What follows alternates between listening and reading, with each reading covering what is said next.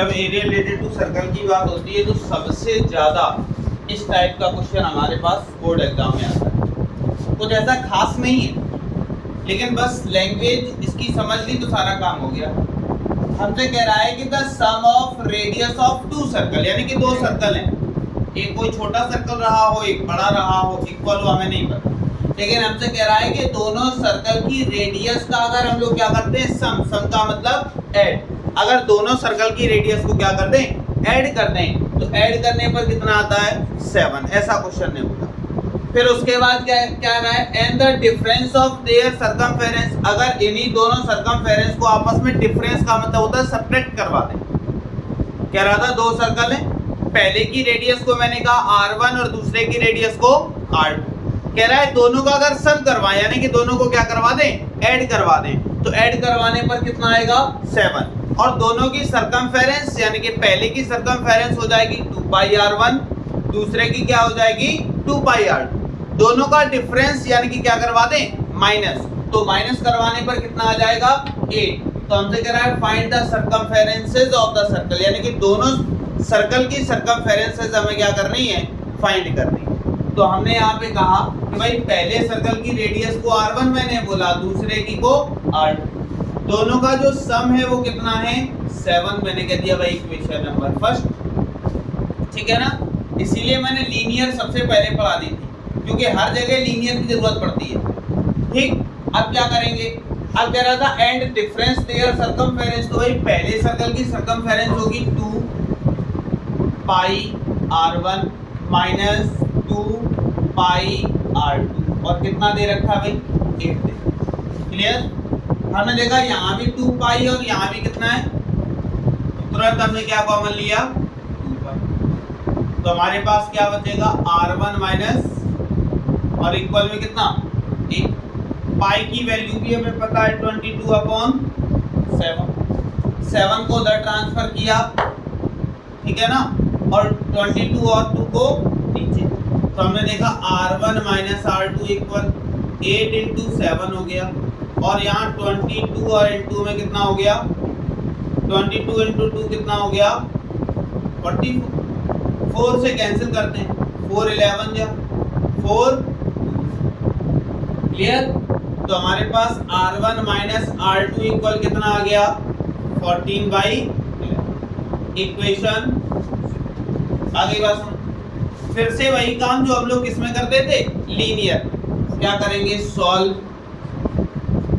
Equation first and second. Equation first क्या है, तो फर्स्ट हमारे पास है r1 प्लस r2 और इक्वल में 7। सेकंड क्या है, r1 माइनस r2 इक्वल में 14/11।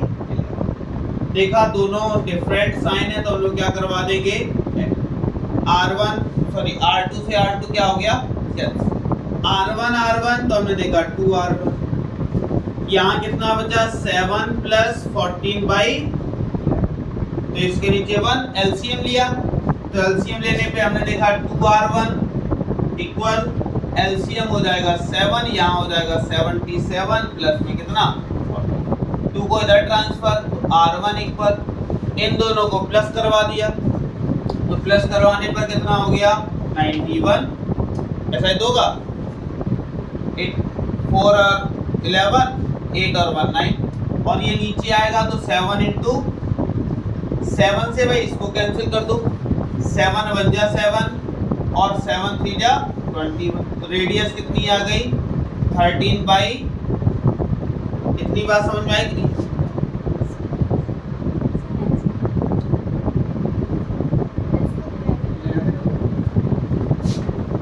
अब देखो, तो यहाँ पे हमारे पास कितना हो जाएगा, इन दोनों को अगर ऐड करते हैं तो 91/11 इंटू, तो हमारे पास जो रेडियस आ जाएगी वो 91/22। ठीक, उसके बाद फिर यही वैल्यू उठा के किसी भी इक्वेशन में रख दो, हम लोग चाहे सेकंड में रखते हैं चाहे फर्स्ट में रखते हैं। तो इक्वेशन अगर सेकंड में रखते हैं तो हमने देखा r1 माइनस r2 इक्वल में 14/11, देखा r1 की वैल्यू 91/22 है। फिर क्या किया, इस R2 को उधर ट्रांसफर किया और इसको इस तरफ, तो इस तरफ लेकर आए तो 14/11 और इक्वल में कितना हो गया 8। दोनों का एलसीएम 20, यहाँ 91 और माइनस में 20 है और इक्वल में कितना हो गया 8।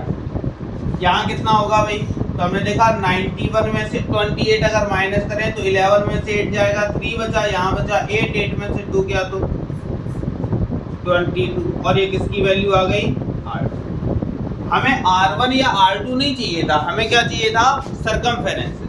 तो सबसे पहले C1 निकालते हैं, यानी कि सरकमफेरेंसेस ऑफ फर्स्ट सर्कल।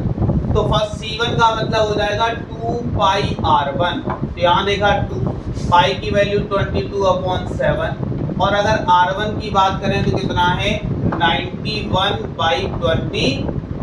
22 से 22 कैंसिल, 7 से इसको कैंसिल किया तो हमारे पास 30, तो सरकमफेरेंस कितनी आ गई 26 सेंटीमीटर। क्लियर। ऐसे ही हम लोग क्या फाइंड करेंगे C2। C2 का मतलब फिर से लिखेंगे 2 पाई R2, ध्यान देखा 2 पाई की वैल्यू 22/7 इंटू R2, तो R2 कितना निकला 63/20। 22 से 22 कैंसिल, इससे ये कैंसिल करेंगे 9, कितना आ गया 18 सेंटीमीटर। कोई दिक्कत समझ में आया कि नहीं आया?